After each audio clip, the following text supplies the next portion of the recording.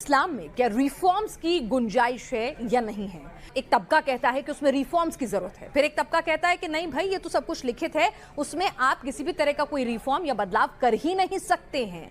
तो ऐसे में इस्लाम वाकई में क्या कहता है? क्या उसके जानकार कहते हैं कि वक्त के साथ क्या इस्लाम में रिफॉर्म्स की गुंजाइश है और क्या इस्लाम उसकी इजाजत देता है? इन तमाम पहलुओं पर बातचीत करने के लिए हमारे साथ एक्स मुस्लिम साहिल इस वक्त हैं और मौलाना साजिद रशीदी जी अध्यक्ष हैं AIIA के, वो भी हमारे साथ हैं। देखिए, रिफॉर्म का दूसरा नाम हम इस्लामिक ज़बान में जो कहते हैं वो इज्तिहाद है। इज्तिहाद यानी कुरान से हदीस से मसाइल को निकालना, कुरान से हदीस से हालात के एतबार से मसाइल को बयान करना। आज के ज़माने में उस टाइप के लोग नहीं हैं जो इतना कड़ा रिसर्च कर सकें कुरान पर, हदीस पर। क्या बोला तूने?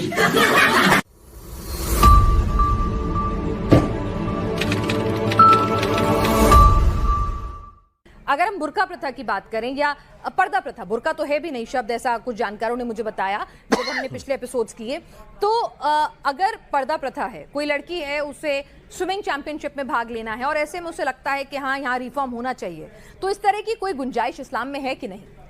देखिए, पर्दा जो आज के टाइम में जो बुर्का है ना, इस्लाम में तो ये बुर्का है ही नहीं, ये पर्दे में आता ही नहीं है।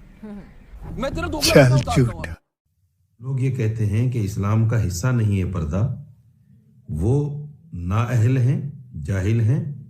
मैंने रशीदी साहब से पूछा, उन्होंने अभी उसका जवाब नहीं दिया है, दोबारा पूछूंगी। आप बता दीजिए साहिब। अभी बता दे भाई, अभी बता दे। जी, इस्लाम में रिफॉर्मेशन इसलिए पॉसिबल नहीं है क्योंकि इस्लाम को परफेक्ट रिलीजन बोला गया है। जो चीज़ परफेक्ट होती है उसमें गुंजाइश नहीं होती है कि आप उसमें चेंजेस करो। इम्परफेक्ट चीज़ जिसमें कमियां होती है उसमें चांसेस होते हैं। इस्लाम में रिफॉर्मेशन के कोई चांसेस नहीं है। अल्लाह के रसूल सल्लल्लाहु अलैहि वसल्लम फरमाते हैं कि दीन में, रिलीजन में आप कोई भी नई चीज़ दाखिल नहीं कर सकते। अगर नई चीज़ दाखिल करोगे तो वो जहन्नम में लेके जाएगा आपको। इसी वजह से मौलाना साहब ने, जब आपने सवाल किया इस्लाम में पॉसिबल है क्या नहीं है कि एक लड़की स्विमिंग कंपटीशन में जाए, उन्होंने वो जवाब नहीं दिया। गजब बेइज्जती है कि इस्लाम में रिफॉर्म्स हो ही नहीं सकते क्योंकि इस्लाम तो कहता है कि वो परफेक्ट रिलीजन है। आप जवाब दें, क्या ऐसा है? देखिए, मैंने पहले ही कहा कि इस्लाम में रिफॉर्म का जो प्लेटफॉर्म है वो इज्तिहाद है। इन्होंने कहा कि साहब हिंदुस्तान के कंटेक्स्ट में पूछा है या इस्लाम के कंटेक्स्ट में। मैं आपको ये बताना चाहता हूँ, जब हम यहाँ इस्लाम की बात करते हैं साहिल मियाँ, तो हम पर एक इल्ज़ाम ये लगता है कि ये देश शरिया से नहीं चलेगा, ये देश संविधान से चलेगा। देश ये तो संविधान से ही चलेगा, लेकिन मैं आपसे जो समझना चाह रही हूँ वो आपसे फिर से सुनिए रशीदी साहब, आप हिंदुस्तान की बात नहीं करिए, मैं इस्लाम की बात कर रही हूँ। यहाँ पर जवाब नहीं देंगे। एक मिनट, मैं इस्लाम की बात कर रही हूँ। यानी कि आप कह रहे हैं कि इस्लाम में रिफॉर्म्स हो सकते हैं।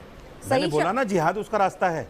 सही बोला ना, जिहाद उसका रास्ता है जिसको कहा जाता है। तो आपको लगता है कि रिफॉर्म्स की कुछ जरूरत है क्योंकि जमाना बदल गया है, वक्त बदल गया है? बिल्कुल जरूरत है। अब जैसे देखिए निकाह हलाला की बात आप करते हैं, लेकिन उसको तो फाइट करने के लिए पहुंच जाते हैं कोर्ट में, वो कहते हैं वो तो इस्लाम को खत्म और बर्बाद करने की कोशिश है।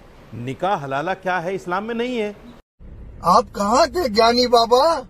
इस्लाम में शर्त के साथ निकाह जायज ही नहीं है कि आपसे ये कहा जाए कि एक रात के लिए मैं आपको निकाह में ले रहा हूँ, सुबह तलाक दे दूंगा। ये निकाह ही नहीं होता, तो निकाह हलाला कहां से हो गया? दूसरी बात, एक वक्त आया था नबी पाक सल्लल्लाहु अलैहि वसल्लम की पूरी हलाला प्रथा इस्लाम में है ही नहीं, इस्लाम में नहीं होता था। मैं बता रहा हूँ, सुनिए मुझे एक मिनट दीजिए, वो एक मिनट दीजिए।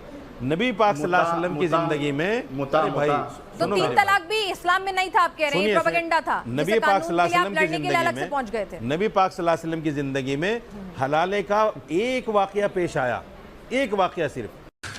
तू समझा? हाँ नहीं, तू समझा नहीं।